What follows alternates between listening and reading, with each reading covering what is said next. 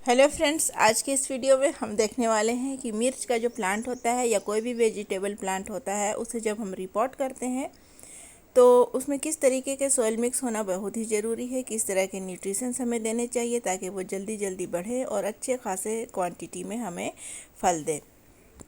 दोस्तों, ये मैं आपको मिर्च के प्लांट में करके दिखाऊंगी, लेकिन आप ये फ्रूट के प्लांट में भी कर सकते हैं या अन्य वेजिटेबल के प्लांट में भी कर सकते हैं। तो चलिए दोस्तों, आपका अपने ही gardening channel gardening with moms में एक बार फिर से बहुत बहुत स्वागत है। तो चलिए वीडियो को फटाफट से स्टार्ट करते हैं। तो दोस्तों, ये देखिए, ये 2 मिर्च के प्लांट मेरे यहाँ पर निकल आए हैं। सीड्स तो मैंने काफ़ी सारे 4, 5, 10 करीब लगाए थे, लेकिन उसमें से 2 ही जर्मिनेट हुए हैं और अब ये बिल्कुल रेडी हैं रिपोर्ट के लिए।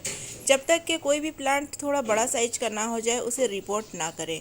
सीडलिंग के बाद जो है कम से कम 5-6 लीव्स आ जाए तभी आप उसे रिपोर्ट करें, और नहीं तो कम से कम इतना बड़ा होने दें ताकि जब इसे रिपोर्ट करें तो ये शॉक में ना जाए और बढ़े काफ़ी अच्छे तरीके से। लेकिन इसे रिपोर्ट करना काफ़ी ज़रूरी होता है। जब भी कोई चीज़ सीडलिंग से लगाएं उसे निकाल के दूसरी जगह पर ज़रूर लगाएं। आज हम देखेंगे कि इसकी सोयल मिक्स हम कैसे बनाएंगे और इसे बड़े ग्रो बैग में कैसे शिफ्ट करेंगे। तो यहाँ पर हमने लिए हैं 2 बड़े ग्रो बैग। इस तरीके से इसमें हमने मिट्टी डाली है और नीचे इसमें थोड़ा सा कंपोस्ट भी हमने सब्जियों के छिलके और फल के छिलके और गार्डन वेस्ट को मिला करके हमने इसमें जो है मिट्टी ऊपर से डाल दी है और नीचे में वो सब डाल दिया था। अब ये मुझे उम्मीद है कि कंपोस्ट बन गया होगा। करीब 1 से 1.5 महीने पहले मैंने इसमें करके रख दिया था, ताकि मिट्टी की क्वालिटी इस तरीके से रखने से काफ़ी अच्छी हो जाती है। अगर आपके पास ख़राब क्वालिटी की मिट्टी है और आप गार्डनिंग करना चाहते हैं तो इस तरीके से करके रख दें। 1 से 1.5 महीने में आपकी वही मिट्टी काफ़ी अच्छी बन जाएगी। ऊपर से देखने में लग रहा है कि ये काफ़ी कूड़ा कचड़ा है, लेकिन अंदर से इसकी मिट्टी आप देख सकते हैं। इस तरीके से बिल्कुल ही इतनी अच्छी सॉफ्ट और हल्की मिट्टी आपकी बन जाएगी कि आपकी मिट्टी की क्वालिटी बिल्कुल बदल जाएगी।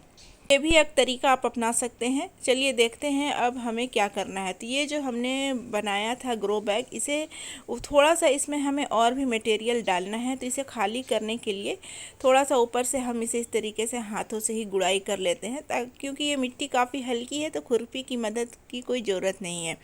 थोड़ा सा इसका जो ग्रो बैग है इसको हम थोड़ा सा खाली कर लेते हैं, क्योंकि इसमें हमें एक्स्ट्रा और भी न्यूट्रिशंस देने हैं तो उसके लिए जगह भी चाहिए।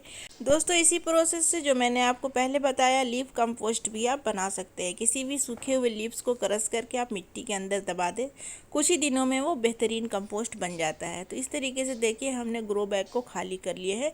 और वीडियो को बिल्कुल ध्यान से देखिएगा दोस्तों, क्योंकि कभी भी मैं पूछ सकती हूँ आपसे एक सवाल वीडियो से जुड़ा हुआ, जिसका जवाब आपको देना है मेरे कमेंट सेक्शन में। अगले वीडियो में आपके नाम विद कमेंट हाईलाइट किए जाएंगे। इस वीडियो में भी कई सारे नाम हैं जो मैं हाईलाइट करूँगी, जो मेरे पिछले वीडियोज़ में सही जवाब दिए हैं। तो बिल्कुल वीडियो में बने रहिएगा, बिल्कुल अंत तक ज़रूर देखिएगा। तो यहाँ पर देखिए दोस्तों, हमने ग्रो बैग को करीब आधा खाली कर लिया है। अब हम इसमें डालेंगे कुछ सूखे हुए किचन वेस्ट। ये किचन वेस्ट है, फल और सब्जियों के छिलके, अंडे के छिलके। अगर आप अंडे के छिलके यूज़ नहीं करना चाहते हैं तो कोई बात नहीं है, आप स्किप भी कर सकते हैं। ये सूखे हुए छिलके जो है हमने इसमें डाल दिए हैं। ये काफ़ी अच्छा न्यूट्रिशन का काम करते हैं। हर तरीके का विटामिन मिनरल्स इसमें जो है पाया जाता है, जो पौधों के लिए काफ़ी लाभकारी होता है। तो इसे आप अलग अलग चीज़ों से को डालने से बेहतर है कि इस तरीके का आप किचन वेस्ट डालें, जिससे सारी तरह के न्यूट्रिशंस प्लांट्स को मिल जाते हैं। दोस्तों, अब इसकी गुणवत्ता को और भी ज़्यादा रिच करने के लिए इसमें मैं मिला रही हूँ काऊ डंग। काऊ डंग जब भी यूज़ करें अच्छे से उसे चूर कर लें किसी भी चीज़ की सहायता से, या अगर इस तरीके का पाउडर अवेलेबल है तो आप वो भी यूज़ कर सकते हैं। तो जो हमने मिट्टी गमले से बाहर निकाली थी उसी मिट्टी में हम काऊ डंग को मिला रहे हैं। जैसे मिट्टी की क्वांटिटी है 10 मुट्ठी, तो आप 5 मुट्ठी काऊ डंग को लेंगे। इस तरीके से मिक्सचर को अच्छे से मिला लेना है। मिट्टी क्वांटिटी जितनी है उसके आधे आपको काऊ डंग लेना है। दोस्तों, आप काऊ डंग पाउडर यूज़ कर रहे हैं या काऊ डंग केक यूज़ कर रहे हैं, कोई भी यूज़ कर रहे हैं, कम से कम 1 साल पुराना होना चाहिए और अच्छे से वो डिकम्पोज हो चुका होना चाहिए। फ्रेश काऊ डंग हमें यूज़ नहीं करना चाहिए दोस्तों, उसमें काफ़ी सारी गर्मी रहती है जो हमारे पौधों को जला भी सकती है। अब जो है ऊपर से हमने जो किचन वेस्ट डाला है उसे हम इस मिट्टी से ढक देंगे, और अब ये हमारा ग्रो बैग जो है बन करके बिल्कुल तैयार हो गया है। तो जब आप इसे रिपोर्ट करें, किसी भी प्लांट को, वेज प्लांट को करें या फिर फ्रूट के प्लांट को करें, तो इस तरीके की मिट्टी आप ज़रूर बनाइएगा दोस्तों। इसमें आपका ऑप्शनल है, इसमें आप सरसों की खली, नीम की खली और भी कई सारी चीज़ें होती हैं वो भी आप डाल सकते हैं, लेकिन ये जो मैंने आपको बताया है बिल्कुल बेसिक है। कम से कम आप ये ज़रूर डालें। अगर आपके पास काऊ डंग पाउडर भी नहीं है या काऊ डंग केक भी नहीं है तो आप जो है किचन वेस्ट को सुखा करके डालिए और ऊपर से मिट्टी और बालू मिला करके डालिए।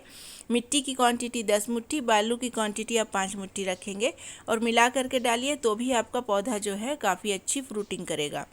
तो चलिए दोस्तों, अब सावधानी से हम इस चिली के प्लांट को अच्छे से निकाल लेते हैं बिना इसके रूट्स को डैमेज किए हुए। रूट्स बॉल के निकालने के साथ जो है फ़ायदा ये होता है, जब भी हम कोई प्लांट को रूट बॉल के साथ निकालते हैं और रूट बॉल के साथ ही उसे दूसरे गमले या पॉट में शिफ्ट करते हैं, तो वो पौधा हमारा शॉक्ड में बिल्कुल भी नहीं जाता है। इस तरीके से रूट बॉल के साथ निकालने से एप्सम सॉल्ट की ज़रूरत नहीं पड़ती है। दोस्तों, इसे ग्रो बैग में भी हम लगाएंगे, लेकिन उससे पहले चलिए हम देख लेते हैं जिन्होंने हमारे इस वीडियो में सही जवाब दिया है।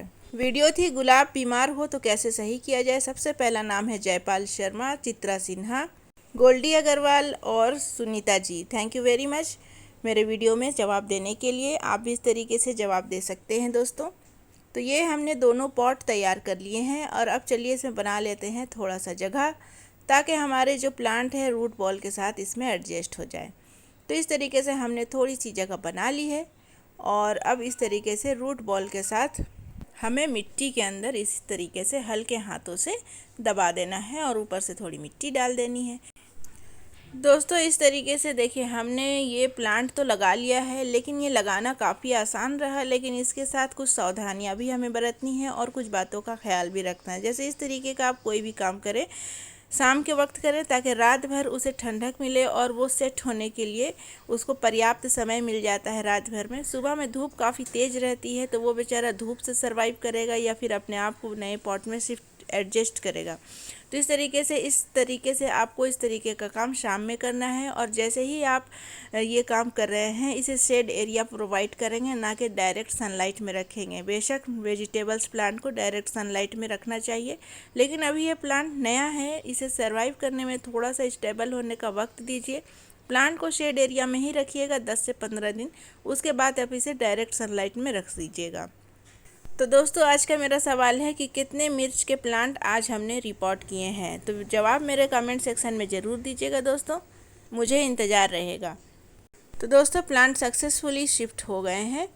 तो चलिए पानी भी डाल ही लेते हैं इस तरीके से। जब भी आप पानी डालें इस तरीके का, तो काम करने के बाद तो आप जो है भर करके पानी डालने की कोशिश करें, ना कि ऊपरी परत गीली रहे बल्कि अंदर की मिट्टी तक जो है पानी पहुंचना चाहिए। तो इस तरीके से दूसरे पॉट में भी हम अपने पानी को डाल लेते हैं और ये पानी डालने के प्रोसेस के बाद मैं इसे ग्रो बैग को उठा करके शेड एरिया में ले जा करके रख दूँगी, जहाँ पर कम से कम धूप आए। तो दोस्तों, अगर आप सोच रहे हैं कि नीचे जो हमने किचन वेस्ट डाला हुआ है उससे कोई दिक्कत परेशानी, फंगस वगैरह का या कोई और परेशानी होगी, तो ऐसा बिल्कुल भी नहीं है। मिट्टी के अंदर कोई भी चीज़ होती है तो वो सड़ गल जाती है। तो इस तरीके से किचन वेस्ट भी सड़ जाएगी और बेहतरीन कंपोस्ट बन जाएगी और अपने आप ही पौधे को वो जड़ के थ्रू पहुँचाएगी उसकी न्यूट्रिशंस। ऊपर से आपको अलग से इस फर्टिलाइज़र देने की बिल्कुल भी ज़रूरत नहीं पड़ेगी। अगर आप फर्टिलाइज़र देना चाहते हैं बाद में, तो नो डाउट बिल्कुल भी दे सकते हैं। 15 दिन के बाद आप किसी भी फर्टिलाइज़र को इसमें डाल सकते हैं। लेकिन अगर जिनके पास वक्त नहीं है और फर्टिलाइज़र की व्यवस्था भी नहीं है, वो इस तरीके की मिट्टी बना करके अपनी गार्डनिंग की शुरुआत कर सकते हैं। किसी भी तरीके के प्लांट भी आप लगा सकते हैं। तो दोस्तों, आज की वीडियो के लिए इतना ही। वीडियो अच्छा लगा है तो लाइक, शेयर और चैनल को सब्सक्राइब जरूर कीजिएगा। मिलते हैं मेरे नेक्स्ट वीडियो में। Thank you very much. Happy gardening.